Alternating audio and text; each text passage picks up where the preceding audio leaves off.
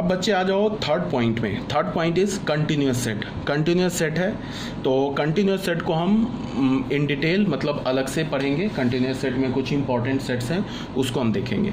Continuous set में हम लोग क्या करते हैं, इसको रिप्रेजेंट करते हैं एक तो ऐसे लार्ज ब्रैकेट से और दूसरा ऐसे स्मॉल ब्रैकेट से और तीसरा लार्ज और स्मॉल के कॉम्बिनेशन से भी रिप्रेजेंट करते हैं।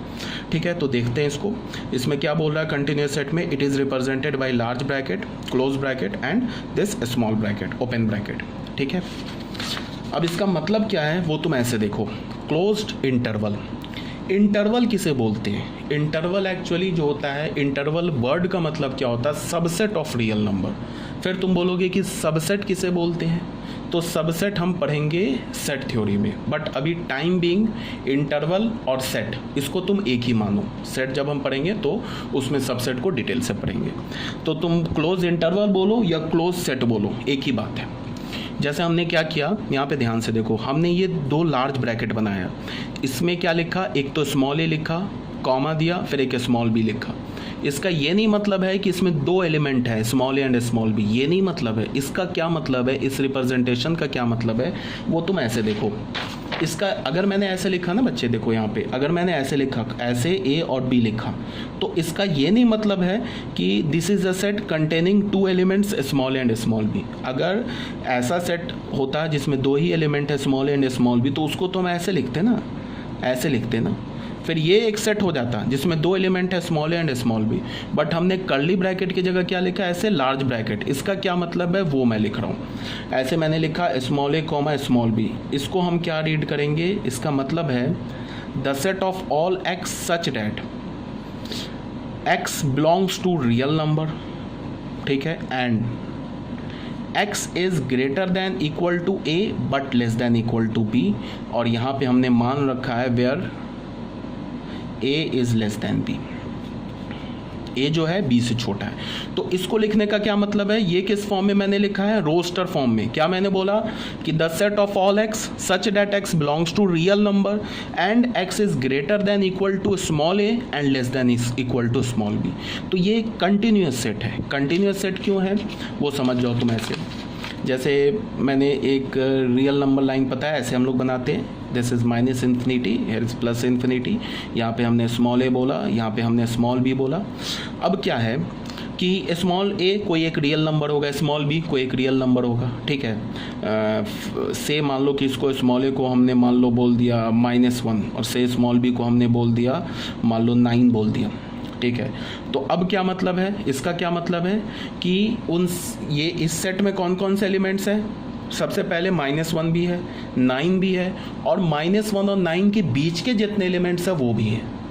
तो हम क्या बोलेंगे, set of all x such that x is real number and x is greater than equal to -1 and less than equal to 9। तो इसको हम ग्राफिकली कैसे रिप्रेजेंट करेंगे, इस सेट को ऐसे 2 डॉट लगा दिया। फिर ये जो ए है ये इंक्लूडेड है, ये भी इस सेट का एलिमेंट है, स्मॉल ए जो है ये भी सेट का एलिमेंट है। तो इसमें हमने ऐसे करके इसको फील्ड सर्कल बना दिया। यहाँ पे बच्चे देखो ऐसे फील्ड सर्कल बना दिया। उसके बाद हमने क्या किया, इस दोनों फील्ड सर्कल को एक स्ट्रेट लाइन से ज्वाइन कर दिया। ऐसे भी छोड़ सकते हो, किसी बुक में देखोगे ऐसे करके इसे हैश टाइप का बना देते हैं, तो ये भी सेम बात लिखी हुई है, ठीक है। तो इसका क्या मतलब हुआ, ये जो रिप्रेजेंटेशन लिखा हुआ है इसका क्या मतलब हुआ, the set of all x such that x is the set of all x such that x lies between a and b including a including b, ठीक है। बहुत बोल दिया, तो ये बात यहाँ लिखी हुई है, देख लो यही बात यहाँ पे, where a b belongs to R read as all numbers between a and b are present and also a and b are present, ठीक है। अब एग्जाम्पल ले लिया 2 to 5। जैसे अगर मैंने ऐसे लिखा, सबसे पहले मैंने ऐसे लिखा 2 to 5, मैंने बोला ये क्या लिखा हुआ है, तो तुम ऐसा नहीं बोलोगे कि it is a set containing 2 elements 2 and 5, ये गलत हो जाएगा, ऐसे नहीं बोल सकते हो। तुम बोलोगे क्या, it is a set, it is a continuous set. अब इस सेट में क्या कौन कौन से एलिमेंट्स हैं, all real numbers between 2 and 5 including 2 including 5। तो इसको अगर मुझे रोस्टर फॉर्म में लिखना हो, सॉरी सेट बिल्डर फॉर्म में लिखना हो, तो हम कैसे लिखेंगे, the set of all x such that, सबसे पहले तो एक्स रियल नंबर होगा, इंटीजर नहीं होगा, रैशनल नहीं होगा, रियल होगा, एंड x जो होगा is greater than equal to 2 but less than equal to 5। ये बात लिखा हुआ और ये बात लिखा एक ही बात है, ठीक है ना। ये थोड़ा शॉर्ट फॉर्म में लिखा हुआ है, इसका ये एक्सपेंडेड फॉर्म है, ठीक है। मतलब यह बोल दो ये सेट बिल्डर फॉर्म में लिखा हुआ है और ये इंटरवल में लिखा हुआ है। अब अगर इसको हम ग्राफिकली लिखेंगे तो कैसे बनाएंगे, एक हमने रियल नंबर लाइन बना लिया, ये माइनस इन्फिनिटी होता है, ये प्लस इन्फिनिटी होता है, पहली बात। दूसरी बात कि माइनस इन्फिनिटी को कभी तुम यहाँ पे ऐसे डॉट करके माइनस इन्फिनिटी नहीं लिख सकते, ये गलत हो जाएगा। क्यों? बिकॉज माइनस इन्फिनिटी कोई नंबर नहीं है, ये एक इंट्यूशन है, ये एक सोच है। आ रही है बात समझ में? इन्फिनिटी कोई नंबर नहीं है। और हमने क्या पढ़ा है कि इस स्ट्रेट लाइन पे जितने भी पॉइंट्स हैं वो हर एक पॉइंट एक रियल नंबर को रिप्रेजेंट करता है। तो अगर तुमने ये पॉइंट बना के यहाँ पे माइनस इन्फिनिटी लिख दिया तो इसका तुम क्या मतलब बता रहे हो कि ये जो पॉइंट है ये माइनस इन्फिनिटी को रिप्रेजेंट करता है। और हमें पता है कि इस स्ट्रेट लाइन पे जितने भी पॉइंट्स है वो तो रियल नंबर को रिप्रेजेंट करता है। तो इसका क्या मतलब हो जाएगा कि minus infinity is a real number which is not true.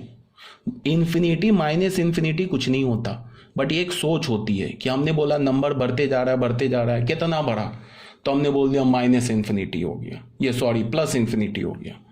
तो प्लस इन्फिनिटी हो गया तो कोई अगर स्टूडेंट पूछेगा कि सर प्लस इन्फिनिटी हो गया तो बताओ कौन सा नंबर हुआ, तो अभी तक दुनिया में किसी ने भी प्लस इन्फिनिटी के बारे में नहीं बताया कि प्लस इन्फिनिटी जाके कौन सा नंबर होगा, ठीक है। या माइनस इन्फिनिटी कोई नंबर घट रहा है, घटते घटते कहाँ तक घट सकता है ये हमें नहीं पता है, इन्फिनिटी तक घट सकता है, ठीक है। तो ये बात समझ में आनी चाहिए। उसी तरह से हम यहाँ पे पॉइंट देके पॉजिटिव इन्फिनिटी नहीं लिखेंगे, इसीलिए मैंने माइनस इन्फिनिटी को यहाँ पे ऐसे नीचे लिखा है, प्लस इन्फिनिटी को यहाँ पे ऐसे नीचे लिखा है, सेपरेट लिखा है, इस रीजन से ऐसे नहीं लिखेंगे, ठीक है ना। ये बात आ रही है आपको समझ में। अब आ जाओ फिर इस पॉइंट पर, मैंने लिखा ना 2 से 5, तो 2 कहीं पे यहाँ पे होगा, 5 कहीं यहाँ पे होगा, तो इसको हम डायग्राम से कैसे रिप्रेजेंट करेंगे। 2 पर एक हमने फील्ड सर्कल बना लिया, 5 पर हमने एक फील्ड सर्कल ऐसे बना लिया और दोनों फील्ड सर्कल को ऐसे हमने ज्वाइन कर दिए, यहाँ पे एक हैश्ड लाइन ऐसे बना दी, ठीक है बच्चे। तो ये क्या हो गया, set of all real numbers between 2 and 5 including 2 including 5। इसी बात को हम यहाँ पे ऐसे लिख रहे हैं, ऐसे लिखो, ऐसे रिप्रेजेंट करो या ग्राफिकली ऐसे रिप्रेजेंट करो, एक ही बात है। ये बात आपको समझ में आनी चाहिए, ठीक है। तो ये हमारा हो गया क्या। अब जैसे एक एग्जांपल और देख लो आप, जैसे हम लोग एक एग्जांपल देख लेते हैं, जैसे -3,2 ये लिखा हुआ है, ठीक है बच्चे, बी में लिखा हुआ हमारे पास -3,2 ऐसे लिखा हुआ है। तो इसका क्या मतलब है, फिर अगेन सेम बात, same story, set of all real number lies between -3 and 2 including -3 including 2 ये लिखा हुआ है। अगर मुझे सेट बिल्डर फॉर्म में लिखना है तो मैं कैसे लिखूंगा, the set of all x such that x belongs to R. पहले तो लिख दिया R and x real number भी होना चाहिए एंड एक्स जो होगा वो -3 से बड़ा लेस देन इक्वल टू 2 होना चाहिए, ऐसा होना चाहिए। ग्राफिकली देखेंगे तो दिस इज -3, दिस इज 2, -3 पर ऐसे हमने क्लोज बना लिया, 2 पर हमने ऐसे क्लोज बना लिया, एक स्ट्रेट लाइन से ज्वाइन करके इसको हैश्ड बना लिया, ठीक है बच्चे। यहाँ तक ये क्लियर हो गया होगा। तो ये था हमारा क्लोज्ड इंटरवल। आप लोगों को मैंने पीडीएफ ऑलरेडी दे रखा है, तो पीडीएफ को पढ़ो, पहली बात। दूसरी बात क्या कि सबसे पहले करना क्या है, इंपॉर्टेंट क्या है, सुन लो। स्टडी जो है 11th और 12th की बच्चे, ये बिल्कुल डिफरेंट है 9-10 से। 9-10 में आप जैसे पढ़ते हो या अभी तक जैसे पढ़ रहे थे अपने होल लाइफ, तो वो और अब वो सारे जो तुमने जैसे कॉन्सेप्ट, जिस कॉन्सेप्ट से तुमने पढ़ा है ना 8th 9th 10th 6th 7th, वो अब यहाँ नहीं बच्चे चलेगा। यहाँ पे अब करना क्या है, थोड़ी हमें एक तो मेंटल प्रेशर थोड़ा तुम्हें मतलब बियर करना पड़ेगा, इस पहली बात। दूसरी बात क्या है कि अब हमें सीखना है, अंडरस्टैंडिंग करना है, क्रैमिंग नहीं करना है हमें। नोट्स पहले हम लोग क्या करते थे कि नोट्स बनाते थे, बहुत अच्छा नोट्स बनाया, ब्लू पेन भी यूज़ कर लिया, रेड ब्लैक सब यूज़ कर लिया, उस पर खूब अच्छी से उस पर उसकी हेडिंग डाली, चैप्टर नंबर डाला, ये किया, फिर उसको हमने हैंड राइटिंग बना के लिखा, खूब बढ़िया नोट्स बना लिया। तो अब मैं ये नहीं बोल रहा हूँ कि नोट्स मत बनाओ, बट नोट्स के रिप्रेजेंटेशन जो तुम लोग करते थे, नोट्स को बढ़िया बनाने के लिए जो तुम लोग उसको ये करते थे, उससे बेटर क्या है कि अंडरस्टैंडिंग करो। मैक्सिमम देखो कि तुम्हारे दिमाग में कितनी बात जा रही है, नोटबुक में क्या लिखा है उससे कोई मैटर नहीं है। तुम कितना भी बढ़िया नोटबुक बना लो, वो अगर तुम किसी कबाड़ी वाले को बेचोगे तो वो 10 रुपये किलो ही लेगा, ठीक है ना। लेकिन जो तुम्हारे दिमाग में एक डेटा चला जाएगा ना, वो 10 रुपये का नहीं होगा, वो 10 लाख करोड़ का होगा। उसका कोई वैल्यू नहीं है, वो प्राइसलेस है। तो देखो कि तुम कितना अंडरस्टैंडिंग कर रहे हो, ये मत देखो कि मेरी नोटबुक कितनी अच्छी बन रही है। देखो नोटबुक मैं बोल रहा हूँ सिस्टमैटिक वे में बनाओ। टीचर्स का नोटबुक अलग हो, जैसे ये जो मैं पीडीएफ भेज रहा हूँ, इस पीडीएफ को तुम एक सेपरेट नोटबुक में लिखो। फिर जो एनसीईआरटी जो हमारा टेक्स्ट बुक है, उस टेक्स्ट बुक के जितने भी क्वेश्चंस हैं, उस सारे क्वेश्चन के लिए तुम एक सेपरेट नोटबुक रखो। फिर एक तीसरा नोटबुक बनाओ जिसमें तुम प्रैक्टिस करोगे, ठीक है। बट इसको सिस्टमैटिक वे में हम लेके अरेंज वे में लेके चलना है, ठीक है। बट उस पर बहुत ज़्यादा हमें ये नहीं करना है। जैसे अब तुमको मैं बोल रहा हूँ एनसीईआरटी का नोटबुक बनाओ, तो तुम्हें करना क्या है, जैसे देखो कुछ बच्चे क्या करेंगे एनसीईआरटी के नोटबुक में कि वो पहले क्वेश्चन लिखेंगे रेड पेन से, उसके बाद नीचे सॉल्यूशन लिखेंगे।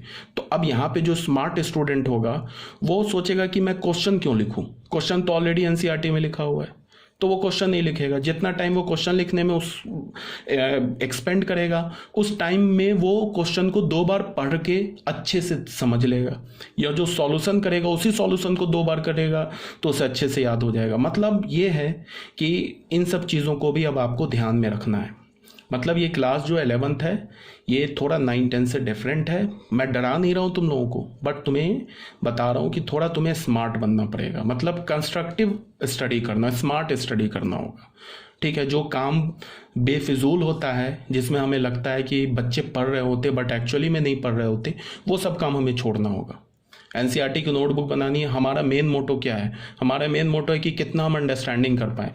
चैप्टर नंबर लिखा, एक्सरसाइज लिखा 3.1 लिखा, क्वेश्चन नंबर 1 हमने एनसीईआरटी से रीड किया, पीडीएफ भी है तुम्हारे पास नेट के थ्रू या बुक भी है, रीड किया, नीचे लिखा सॉल्यूशन 1, उसको सॉल्व कर लिया, ठीक है। आई होप आपको समझ में आ रहा है कि होगा कि मैं क्या आपसे कम्युनिकेट करना चाह रहा हूँ, क्या बोलना चाह रहा हूँ, ठीक है।